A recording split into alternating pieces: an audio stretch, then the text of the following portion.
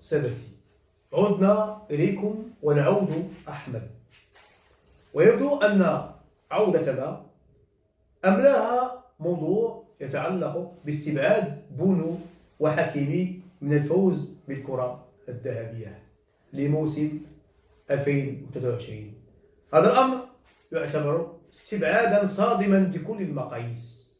كان المغاربة يتمنون تتويجا خامسا بعد تتويج فرس تيومي الزاكي حجي، لكن يبدو أن ضغط الإعلام الجزائري قصف خيمة الكاف التي رماها الريح بشكل صريح، فحرمان بونو وحكيمي لاحظه الجميع، فالنتائج والمؤشرات تؤكد ذلك، لا على مستوى الأرقام ولا على مستوى الحصائل.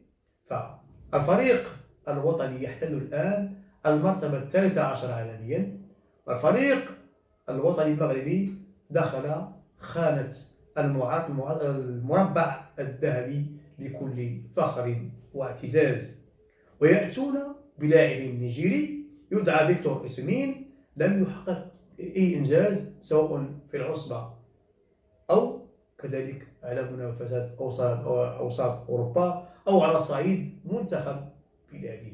الإعلام إذن المفاجئ أو الإعلان المفاجئ بدا للعيان أنه جبر لخواطر الجزائر ودغدغة لعواطف أقلام صحافته.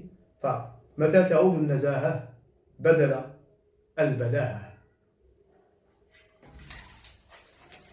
حرمان